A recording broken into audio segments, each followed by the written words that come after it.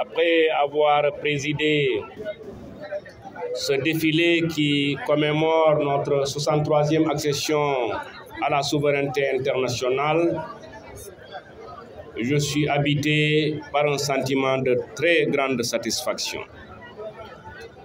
Le fait de voir la jeunesse de notre région aux côtés des forces de défense et de sécurité dans une organisation aussi parfaite ne peut que conduire à un sentiment de satisfaction. Voir cette jeunesse dynamique à travers les associations sportives, les élèves, les mouvements de jeunesse qui symbolisent l'avenir de la nation, défiler aux côtés des forces de défense et de sécurité qui assurent véritablement la sécurité de notre région, cela également est un motif de satisfaction. Donc c'est le lieu de dire que la fête a été très belle. D'ailleurs, selon en tout cas les plus anciens de Tambacounda, c'est le défilé le plus mémorable que notre région a eu à organiser. Et s'il en est ainsi, c'est parce que des acteurs se sont donné la main. En tout premier, d'abord, le colonel commandant la zone militaire numéro 4 et l'ensemble de ses collaborateurs ont travaillé pendant plus d'1 mois à nous offrir ce défilé inoubliable. Mais aussi, il y a toutes les autres forces de défense et de sécurité, notamment la Légion Est et son commandant, le commissaire central, les forces de défense de sécurité telles que les eaux et forêts et le parc, de même que les sapeurs-pompiers. Tous ont rivalisé d'ardeur pour célébrer cette journée qui est la journée du Sénégal. Alors, c'est le moment de les féliciter, mais de dire aussi qu'à côté d'eux, il y a eu d'autres acteurs qui se sont impliqués. En l'occurrence, les collectivités territoriales, je leur dis ma fierté, mais également les partenaires de la région, qui sont très nombreux et qui ont été remerciés. Tous ont contribué à la réussite de cette fête et tous ont permis à cette jeunesse aujourd'hui, à travers leur appui, soit logistique, soit matériel, à permettre à ce défilé d'être un des plus mémorables de Tambacounda. Je voudrais aussi profiter de cette occasion pour lancer un appel solennel à l'ensemble des populations de la région, mais plus particulièrement à la jeunesse de la région de Tambacounda. Chers jeunes, chère jeunesse, vous constatez avec moi que notre région a beaucoup reculé en matière d'arbres et en matière de forêt. C'est pour évoquer avec vous ce fléau de la déforestation de notre région, avec beaucoup de complicité bien entendu. Mais il est possible de retourner la situation. Comment? En développant une nouvelle conscience.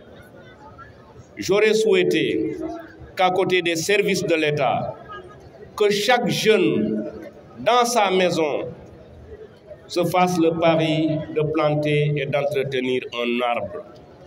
On parle de Tambacounda en pensant aux 40-44 degrés. Ce n'est pas une fatalité. En vérité, d'ailleurs, nous en sommes pour beaucoup responsables. Et c'est à notre tour de prendre conscience qu'on peut reverdir cette région, qu'on peut lui redonner ses forêts par notre engagement quotidien.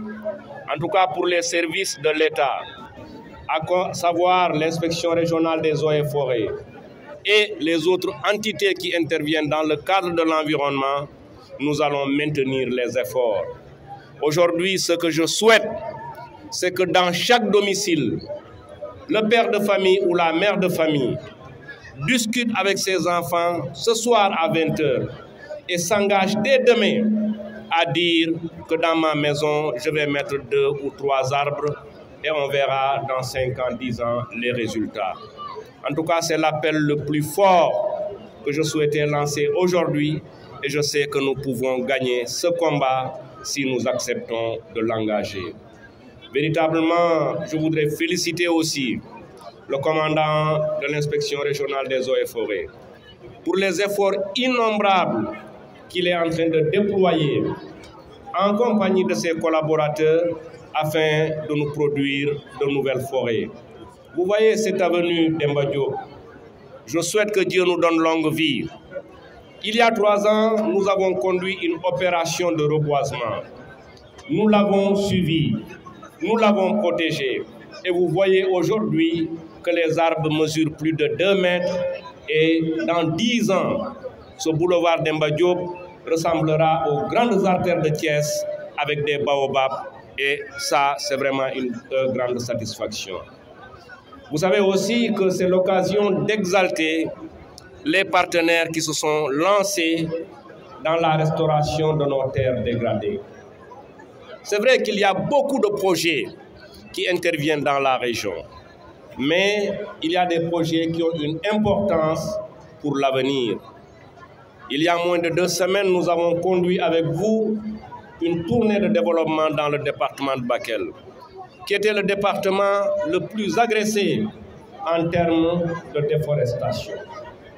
Ce projet, qui s'appelle Hommes et Terre, nous permet aujourd'hui de reverdir 20 000 hectares et de remettre des forêts là où on avait pensé définitivement perdre ces terres-là. Je tiens à les féliciter. Je tiens également à les encourager. Mais au-delà d'eux, j'appelle d'autres partenaires et d'autres projets à venir s'investir dans le cadre de la préservation de notre environnement. C'est vital pour l'avenir, chers jeunes. C'est vital, messieurs les maires. C'est vital, messieurs les conseillers. Il nous faut développer une nouvelle conscience de l'environnement. Il nous faut planter beaucoup d'arbres et les résultats pourront être obtenus dans 5 ou dans 10 ans avec un Tamba vert. Je vous remercie.